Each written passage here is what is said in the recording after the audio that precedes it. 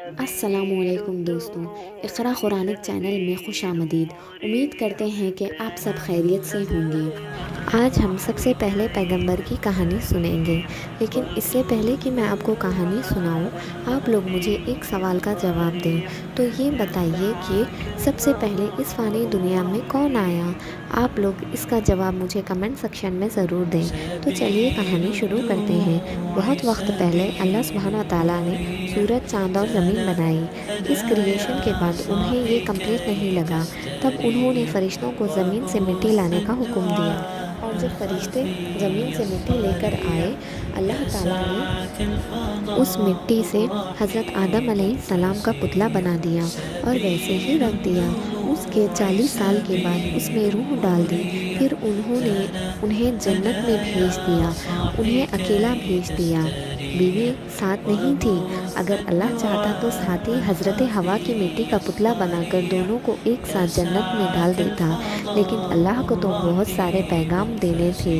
اس سے پہلے عورت کی قدر کو بڑھانے کے لیے انتظار کروایا، عورت کو پردے میں رکھا، اور اللہ سبحانہ تعالیٰ نے عورت کو بناتے وقت فرشتوں کی آنکھوں پر پردہ اور حضرت آدم علیہ السلام کو سلا دیا، اور جنت میں رہ کر بھی آدم علیہ السلام کا دل نہیں لگتا تھا، وہ اداس رہتے تھے۔ اور جب حضرت آدم علیہ السلام کی آنکھ کھلی تو اپنی لیفٹ سائڈ پر ایک خاتون سر سے لے کر پاؤں تک لباس میں کھڑی ہے۔ آپ نے سنا ہی ہوگا، یوسف علیہ السلام سب سے خوبصورت ہستی پیدا کیے گئے ہیں، لیکن یہ مردوں میں، عورتوں میں سب سے خوبصورت حضرت حوا کو پیدا کیا گیا ہے۔ تب حضرت آدم علیہ السلام کہنے لگے، کون ہے؟ اللہ کی آواز آئی، کہنے لگے، آدم تمہاری بیگم ہے۔ نکاح پڑھایا اور کہا، آدم مہر ادا کرو۔ تو انہوں نے پوچھا، کیا مہر دوں؟ وہاں تو سونا چاندی کے ڈھیر لگے پڑے ہوئے تھے۔ تو اللہ فرمانے لگا، تیری نسل میں میرا آخری حبیب آنے والا ہے، اس پر ایک دفعہ درود پڑھ، یہ مہر ہے۔ اور عورت کو الٹی پھسلی کی طرف سے پیدا کیا گیا ہے، اسی لیے الٹی طرف سے پیدا کیا ہے کہ وہاں پر دل ہے، دل کے نیچے جو پھسلی ہے وہاں سے پیدا کیا گیا ہے۔ اس میں یہ میسج دیا گیا ہے کہ عورت جس بھی روپ میں ہو، مطلب پہلے بیوی بنی، پھر وہ ماں بنی، پھر وہ بیٹی بنی، پھر وہ بہن ہے، پھر خالہ ہے، پھر پھوپھی ہے، پھر دادی ہے، پھر نانی ہے، پھر ساس ہے، جس بھی روپ میں عورت ہے اسے دل کے قریب جگہ دو، اسے ذلیل نہ کرو، اسے بے عزت نہ کرو۔ پہلے رشتہ ہسبینڈ اور وائف کا ہے اور آخری بھی وہی ہے، لیکن اس وقت ہماری سوسائٹی میں ہسبینڈ سے زیادہ اس کے ماں باپ کا حق دکھتا ہے، اور اس کے بہنوں کا حق، اس کے رشتہ داروں کا حق، اور جھوٹی سچی شکایتیں لگا کر لڑواتے ہیں اور خوش ہوتے ہیں۔ ہمارے نبی کریم صلی اللہ علیہ وسلم سے پوچھا گیا، یا رسول اللہ، آپ کو سب سے زیادہ کس سے محبت ہے؟ آپ فرمانے لگے، عائشہ سے۔ خیر، اب ہم اپنے ٹاپک پر آتے ہیں۔ جب اللہ سبحانہ تعالیٰ نے حضرت آدم علیہ السلام کو بنایا تو ان کے آگے سارے فرشتوں کو سجدہ کرنے کو کہا۔ جب اللہ کا حکم مان کر سب فرشتے حضرت آدم علیہ السلام کو سجدہ کرنے لگے، تب ابلیس نے سجدہ کرنے سے منع کر دیا۔ جب سارے فرشتے سجدہ سوائے ابلیس کے، ابلیس نے کہا کہ وہ پیغمبر سے بہتر ہے، اس کے آگ سے بنایا گیا ہے، اور پیغمبر آدم علیہ السلام کو مٹی سے۔ اللہ نے نافرمانی سے ناراض ہو کر ابلیس کو جنت سے نکال دیا۔ اس دن سے ابلیس شیطان کہا جاتا ہے اور جہنم میں ڈال دیا گیا۔ شیطان اب انسانوں سے بہت ناراض تھا، کیونکہ ان کی وجہ سے اسے جنت سے نکال دیا گیا تھا، اسی لیے اس نے انسانوں سے بدلہ لینے کے لیے انہیں گمراہ کرنے کی قسم کھائی۔ اس نے آدم علیہ السلام کو کہا کہ تم باغیچے کے کوئی بھی فروٹ کھا سکتے ہو سوائے ایک کے۔ اللہ نے آدم علیہ السلام سے کہا کہ انہیں نیم کے پیڑ کا فروٹ نہیں کھانا چاہیے، کیونکہ ایسا کرنا حرام ہے، اور وہ اپنے زیادہ وقت جنت کے اینیملز کے ساتھ کھیل کر گزارتے یا بتاتے۔ کچھ سال بعد وہاں وہ اکیلے پڑ گئے۔ اللہ تعالیٰ نے یہ دیکھا اور ان کے لیے شریک حیات بنانے کا فیصلہ کیا۔ وہ دونوں جنت میں ایک لمبے وقت تک خوشی خوشی رہے۔ شیطان ابھی بھی آدم علیہ السلام سے ناراض تھا۔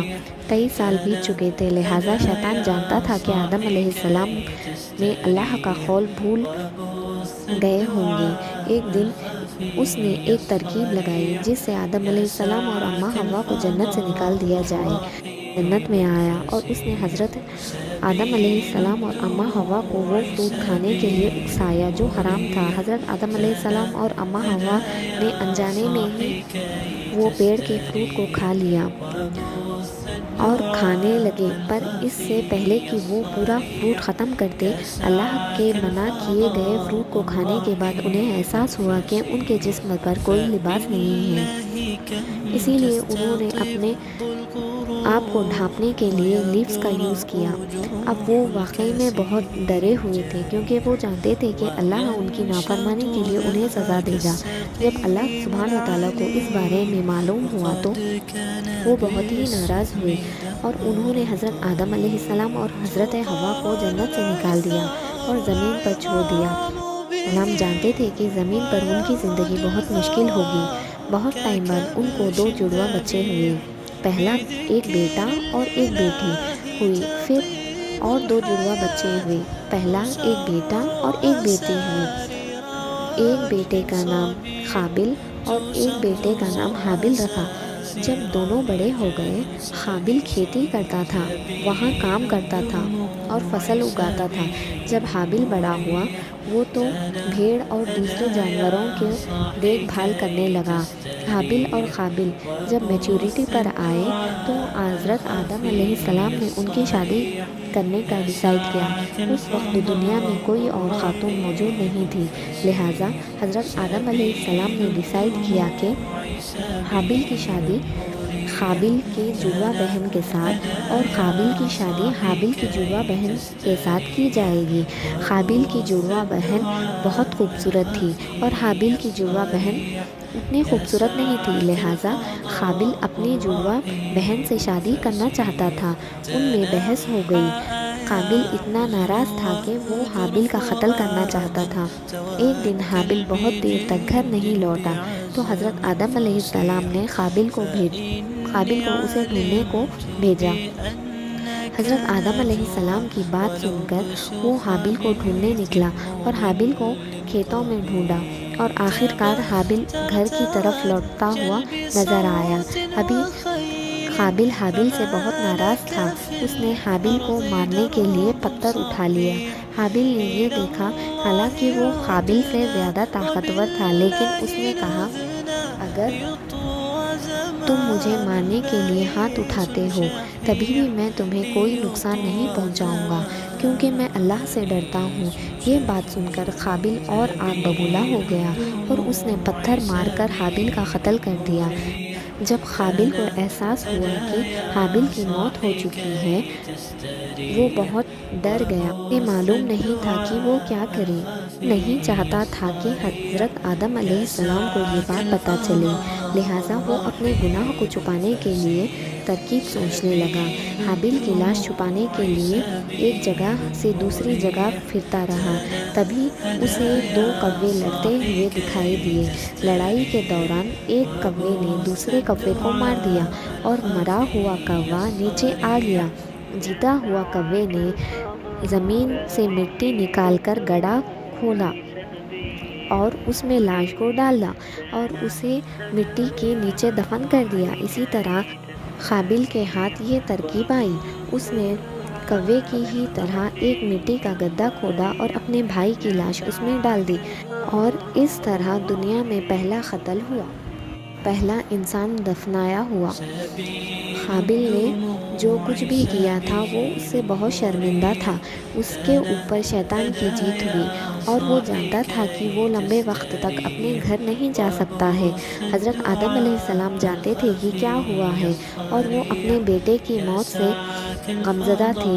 انہوں نے اپنے دونوں بیٹوں کو کھو دیا تھا، ایک کی موت ہو گئی تھی اور دوسرے کو شیطان نے گمراہ کیا تھا۔ انہوں نے باقی بچوں کو شیطان کے بارے میں آگاہ کیا اور اللہ کی راہ پر چلنے کی نصیحت دی۔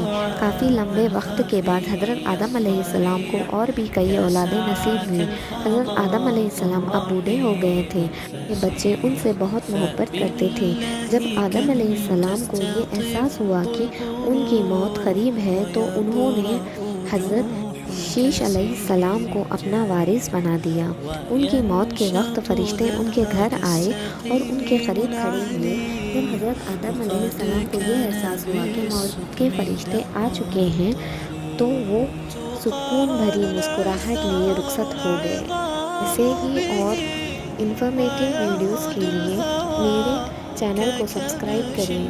ملتے ہیں اگلی ویڈیو کے ساتھ۔ اللہ حافظ۔